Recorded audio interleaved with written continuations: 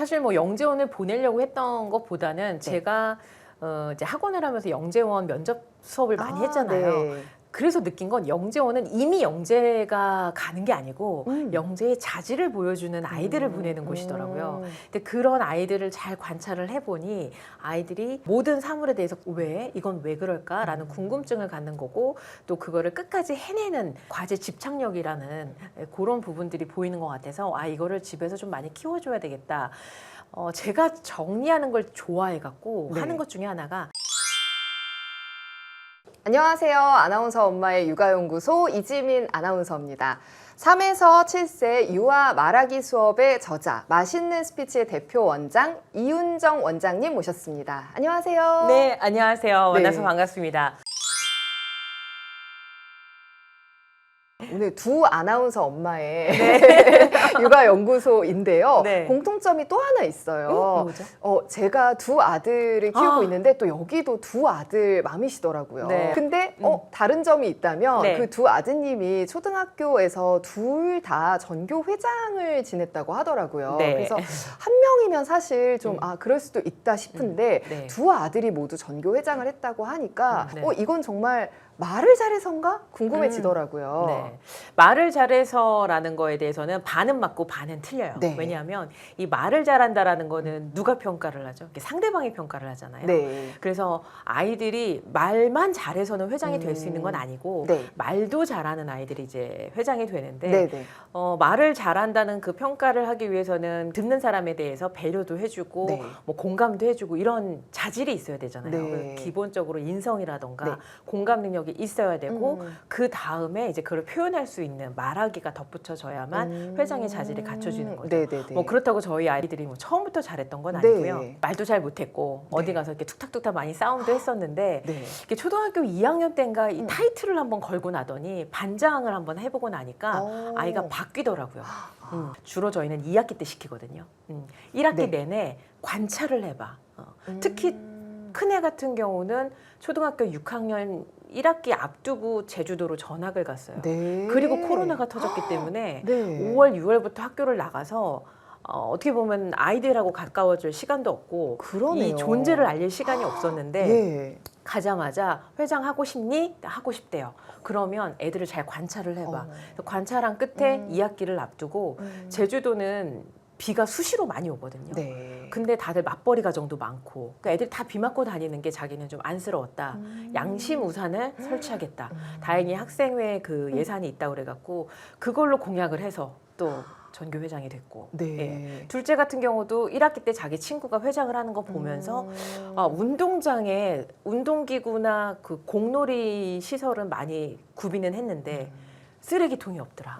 그래서 친구들이 뭘 먹고 버릴 데가 없다 보니까 지저분해지고 또 버리러 저기 식당까지 가야 되고 이런 부분들이 불편함이 보여서 쓰레기통을 설치하겠다. 뭐 이런 식으로 이 친구들이 궁금해하고 필요로 하는 게 무엇인지를 자꾸 관찰하고 물어보고 대화를 나누면서 그거를 갖추라고 그렇게 했더니 둘 다 감사하게도 전교 회장이 됐습니다. 네. 전교 회장이 됐다고 하면 그 선거 유세 때 어떻게 아이들에게 어떤 공약을 어떻게 어필했을까 혹은 그때 이야기를 얼마나 잘했을까 이런 부분이 궁금해지는데 사실은 그 전에 6개월, 1년 엄청나게 오랜 기간 동안 네. 진짜 이 다른 아이들에게 필요한 게 뭘까 고민하고 좀 그런 시간이 숨어 있는 거네요. 네.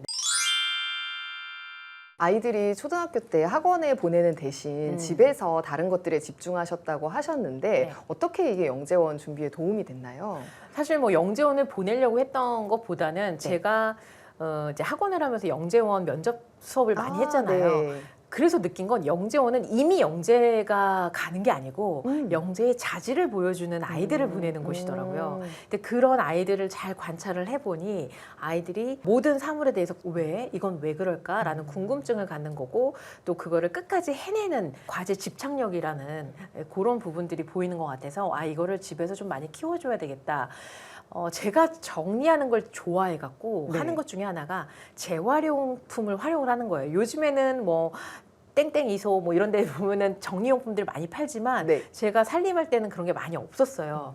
그래서 생수 페트병을 반 잘라서 머리핀 정리통을 만든다거나 네. 아니면 화장품 립스틱 그런 그 포장지를 잘라서 뭐 칸칸이 만들어 갖고서는 뭐 립스틱 꽂아 놓는다거나 이런 것들을 하는 걸 보더니 아이가 나도 뭐 하나 만들어 볼래. 그러더니 이제 페트병을 갖고선 배를 만들거나 아니면은 네. 종이 박스, 이제 택배 많이 받잖아요. 그 택배 박스를 갖고 뭐 자동차도 만들고 집도 만들고 할 때 아이가 이렇게 만들면 지붕이 더 탄탄해져. 아니면 페트병에 바퀴를 어떤 소재로 하느냐에 따라서 달라져. 이런 이야기들을 계속 하는 거예요. 그래서 큰애 같은 경우는 재활용을 갖고선 동전 불리기도 만들고, 그다음에 배 같은 거 많이 만들고, 그다음에 자기가 살고 싶은 집, 자기가 방이 있지만 집은 아니잖아요. 네. 그래서 집에서 나는 현관에서 바로 내 방이 앞에 있었으면 좋겠어. 그래서 제습기나 아니면 큰 가전 제품 하고 나면 큰 박스 있잖아요. 한 번도 제대로 버린 적이 없어요. 다 아이가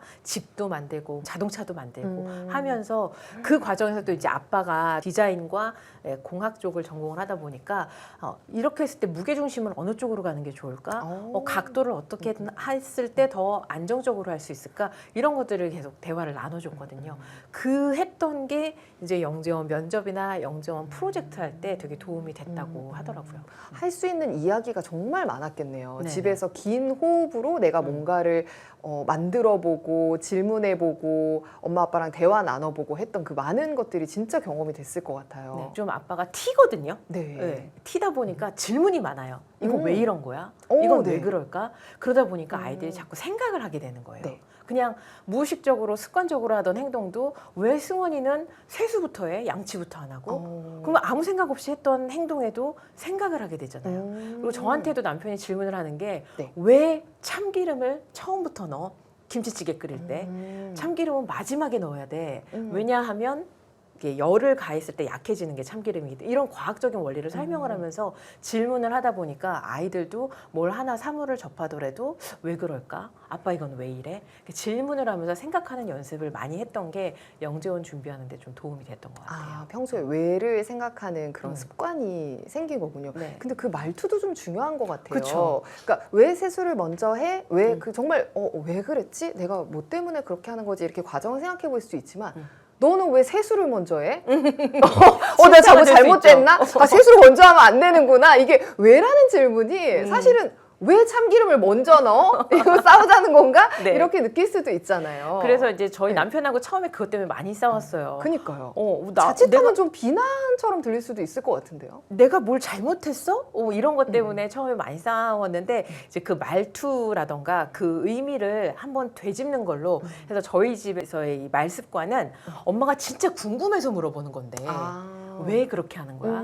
야, 내가 정말 궁금해서 물어보는 건데 이 문장을 하나 붙이면 그 다음에 왜는 비난이 아니라 정말 호기심. 그거 좀 그래서. 꿀팁이네요. 아이들에게도 그렇고 네. 서로 간에서. 저는 캠핑을 많이 권해드리는 거예요.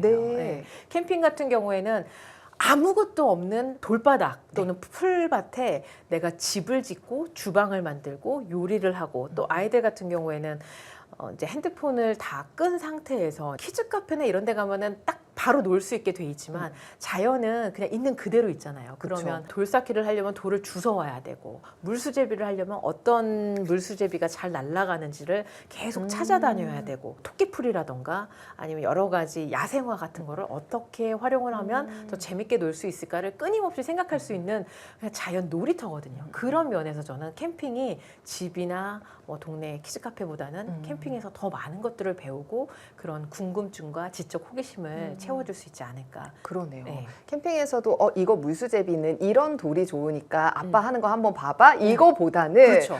아이랑 이렇게 하는 건 어떨 것 같아? 이게 잘 날아갈까? 이게 잘 날아갈까? 아까 얘기해 주신 그런 질문을 통해서 그렇죠. 아이에게 훨씬 좀 많은 것들을 스스로 경험하고 깨달을 수 있게 해주면 좋겠네요. 네, 이게 조금 더 커서 초등학교 한 4학년 때니까 찍어달래요. 동영상으로 물수제비 하는 걸 찍어달라고 하면서 제가 이 돌과 이 돌을 해보겠습니다. 요즘 이제 유튜브 이런 영상 많이 보니까 안녕하세요 이거부터 시작해갖고 찍더라고요. 그러면 자기가 설명을 하다 보면은 이게 왜 이러지? 자기 스스로 질문을 만들게 돼요. 그리고 더 알고 싶어하고 이걸 제대로 말하고 싶어서 더 공부하게 되고 이런 과정이 이제 연령에 따라서 요즘에는 제가 학원에서도 보면은 한 초등학교 1, 2학년들만 돼도 딱 동영상 틀면 해요. 네. 그거를 이제 집에서 놀이처럼 애들이 너무 재밌게 놀면 야 이거 엄마한테 좀 설명해봐. 그러면서 영상을 찍으면 아이가 그 영상을 찍는 동안 이 놀이에 대해서 완벽하게 알려고 하게 됩니다. 네. 네.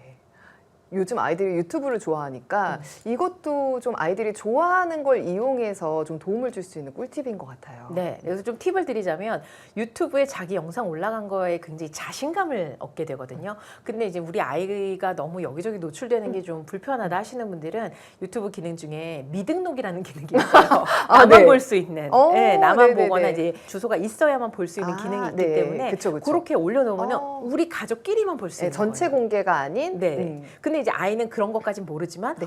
어쨌든 빨간색 그 유튜브 안에 네. 내가 올라가 있네. 어. 와, 나 유튜브에 나오는 사람이야. 네. 이러면서 이제 아이들한테 좀 자신감 있는 친구 엄마 아이디로 댓글까지 달아주면 정말 금상첨화겠네요. 그렇죠.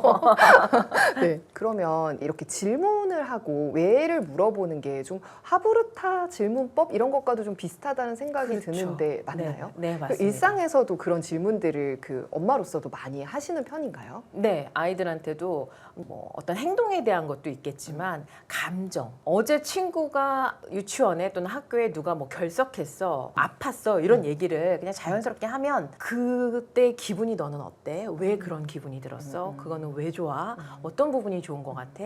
그래서 이제 이렇게 MC를 하시지만 제가 집에서 MC 역할을 많이 해요. 저도 그동안 방송을 좀 생방송 MC를 많이 하다 보니까 그런 것들을 이제 아이들한테 하는 거죠. 아이들한테 제가 무슨 얘기가 하고 싶어서 저 얘기를 꺼냈을까? 엄마 나 저 파란색이 좋아. 그럼 저 파란색이 왜 좋을까? 어떤 부분이 좋을까? 나 이 놀이 하고 싶어. 이 놀이를 하고 싶은 이유가 뭘까? 특히 고등학교 고학년 올라가면 애들이 게임 때문에 이제 엄마랑 갈등을 네. 많이 할 때 그거를 물어보셔야 돼요. 왜 이 게임을 하는지. 그냥 단순히 즐거워서 하는 건지 아니면 그 안에서의 커뮤니티가 좋은 건지. 게임도 종류가 뭐 때려 부시는 게임도 있고 아니면 뭘 만드는 게임도 있고 관계를 형성하는 게임들도 있잖아요. 그 게임을 좋아하는 이유를 묻고 이야기를 듣다 보면 게임에 대한 컨트롤이 좀 쉬워질 수가 있어요. 예. 근데 아이들이 처음부터 대답을 잘 해주나요? 아니요. 아니 안 해줘서 제가 하는 말인데 네네. 일단 게임에 대해서도 이렇게 단답형으로 그냥 엄마 와서 봐. 그냥 재밌어서 그냥 좋아서 뭐 어때? 아 그냥 기분 나빠. 뭐가 나빠? 아 그냥 나빠 안 좋아. 뭐 이렇게 단답형으로 하다 보니까 이거를 너무 꼬치꼬치 묻는 것 자체가 오히려 얘가 더 이렇게 피하는 것 같아서 저는 좀 망설여지게 되더라고요. 제가 이제 37세 이유와 말하기 수업 관련해서 많은 어머님들하고 소통하고 교육하고 하면서 가장 많이 받는 질문이 그거예요. 제가 집에서 해봤더니 애들이 몰라, 아니야, 단답형이다. 맞아요. 네, 네. 그리고 또 예, 아니요. 그래서 네. 오픈형 질문을 하라고 좀 많이 말씀을 드려요. 폐쇄형 질문은 뭐냐면 음. 예, 아니요로 대답을 하는 거죠. 네. 오늘 학교 재밌었어? 응. 그게 끝인 거예요. 뭐가 재밌었어? What? 그럼 거기서 몰라. 그러면. 몰라 그러면 모를 수도 있죠. 근데 이 몰라의 의미를 잘 알아셔야 돼. 이 몰라에는 보통 3가지 정도가 있어요. 머릿속으로 떠오르는 건 있는데 이걸 어떻게 말해야 되는지 모르겠어. 엄마 하루 종일 많은 일들이 있었는데 그중에 뭘 말해야 되는지 모르겠어. 몰라. 진짜 아무것도 몰라.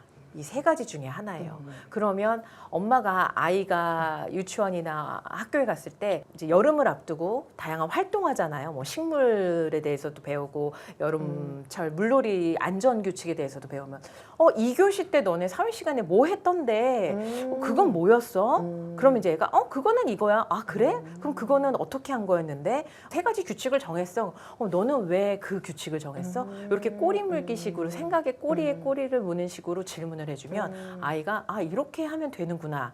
이런 방법이 있고요. 또 하나는 몰라. 엄마는 이랬는데 엄마는 이게 좋은데 아이가 만약에 게임을 하는데 몰라. 엄마가 와서 해봐. 그러면 한번 해보는 거예요. 엄마가 해보니까 엄마는 여기서 이 그래픽이 너무 예뻐. 캐릭터들이 너무 예뻐서 이 게임이 좋은 것 같아.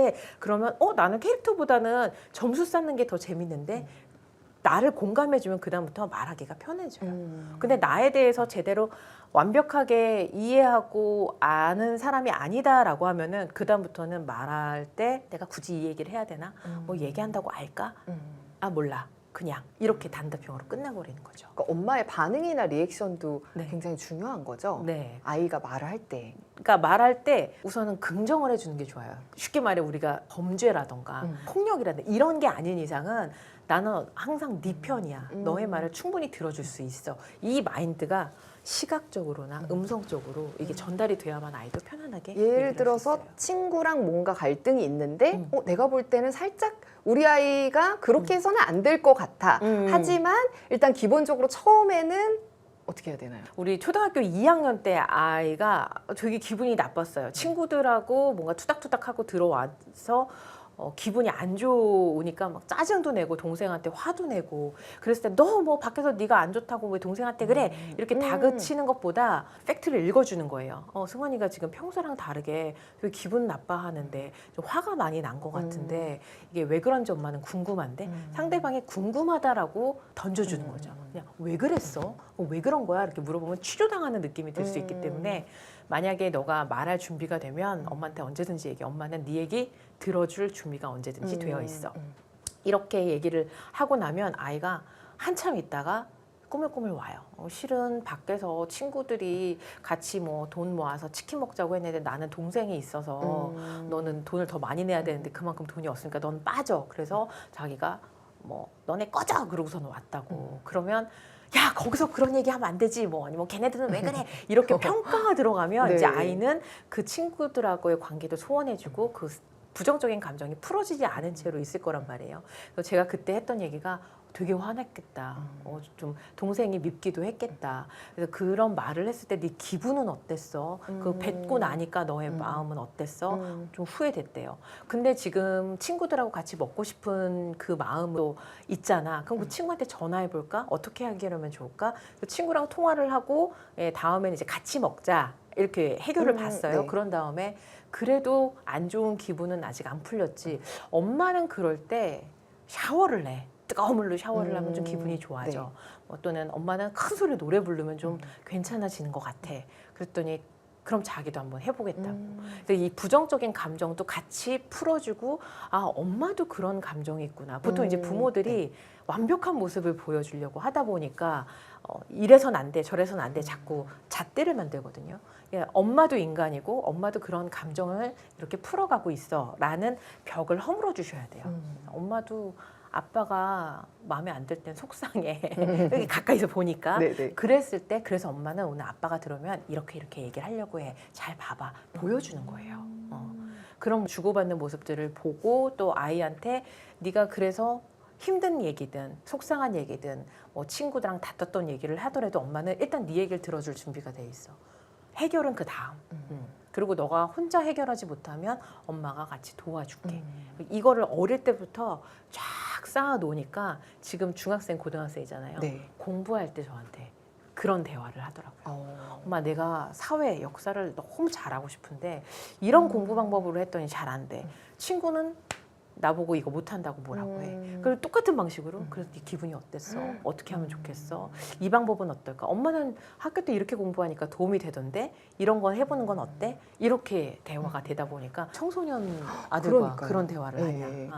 이게 어릴 때부터 쌓이면 많이 도움이 되죠. 어릴 적부터 좀 부모가 공감해 주면서 유대 관계를 잘 쌓는 게 중요할 것 같은데 네. 아까 말씀하신 것처럼 기본적으로는 언제나 엄마는 내 편이야 하고 또 엄마도 그럴 때가 많아 하면서 나에 대한 것들도 오픈하면서 좀 이렇게 공감대를 쌓는 게 중요하겠네요.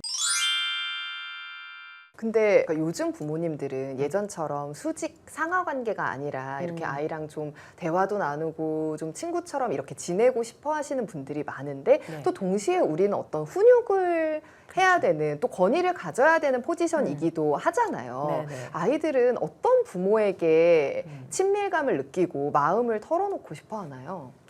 저는 이제 부모라는 이 역할이 뭐 많은 역할들이 있고 또 유형들이 있지만 제일 좋은 거는 든든한 응원자, 지원자가 되어주는 것 같아요.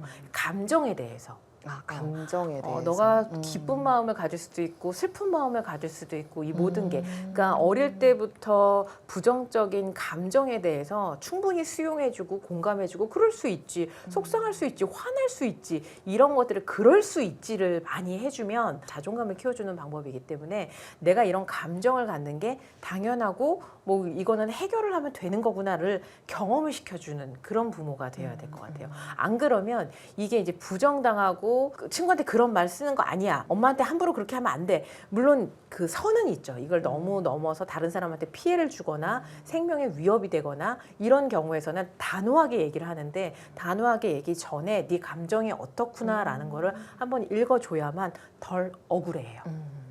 그래야만 청소년기에 이게 개를 탄다고 저는 얘기를 하거든요. 청소년기에 학교에서 왕따를 당하고 있어. 아니면 이제 여자친구들은 모이다 보면은 뭐 막 이게 시기 질투 이런 것들이 있잖아요. 이랬을 때 내 부정적인 감정 막 아우 속상해 아니면 화나 막 질투나 이런 것들이 내가 왜 이런 감정이 들지? 이런 감정은 들면 안 된다고 엄마가 했는데 네. 그러면서 자기가 숨겨요. 숨기고 아닌 척하고.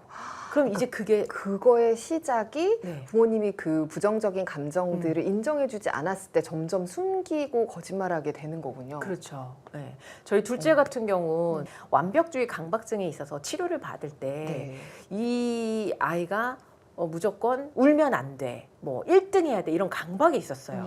근데 그전에는 뭐, 너 왜 그래? 왜 이렇게 유별나? 라고서는 그 감정을 치부했는데 놀이치료를 병행을 하면서 저도 이제 부모 교육을 받잖아요.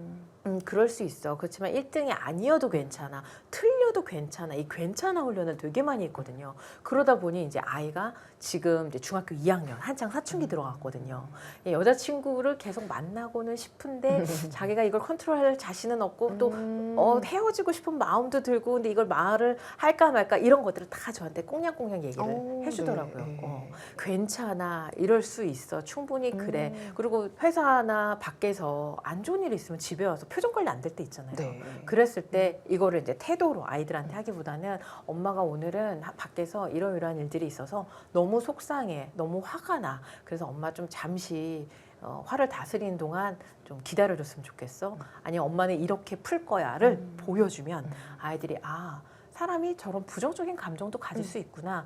그거를 엄마도 경험을 해보니까 내 마음도 이해해줄 수 있겠네. 이렇게 되는 거죠. 요즘 뉴스나 이런 것들을 보면 또 심각한 일들도 많다 보니까 왕따를 당하거나 아니면 아이가 학업 스트레스로 정말 견디기 힘들 만큼 힘들 때 혹시나 내가 그걸 못 알아차리고 그러면 어떡하지라는 불안감도 있는 게 사실이거든요. 네네. 그 모든 게 거기서부터 시작이 되는 거네요. 네네. 부모에게 나쁜 감정을 말해도 괜찮다. 그걸 인정해주는 그 부분을 정말 유아기 때 네. 노력을 해봐야 아까 말씀하신 청소년기에 개를 타는 경험을 적금 쌓는 거예요. 네, 그동안 쌓아온 적금이 날아가지 않고 거기서 이제 정말 좋은 결과가 있을 수가 있겠네요. 네.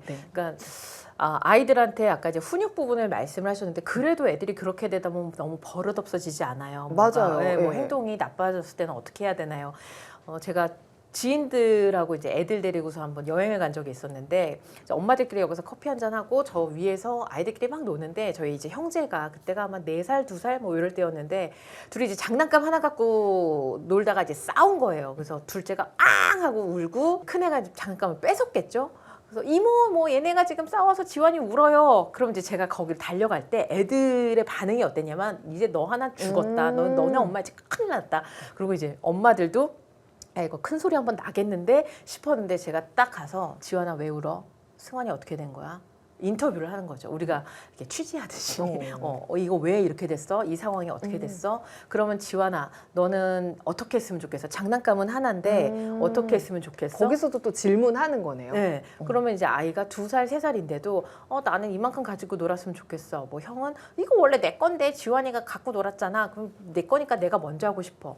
둘 다 하고 싶은데 장난감은 하나야. 그러면은 누가 양보를 해야 될까? 어떻게 양보를 하면 좋을까? 그러면 누가 제일 기분이 상하고 서로 공평할까? 이걸 이제 아이들하고 계속 대화를 나눠서 결론은 자기가 10분 동안 갖고 놀고 그 다음에 지환이한테 주겠다. 그럼 지환이 괜찮아? 형이 먼저 갖고 놀고 그 다음에는 50분을 네가 갖고 놀아도 된대. 그래도 괜찮아? 괜찮대. 오케이. 그러면 10분 뒤에 알람 맞춰놓고 바로 주는 거야.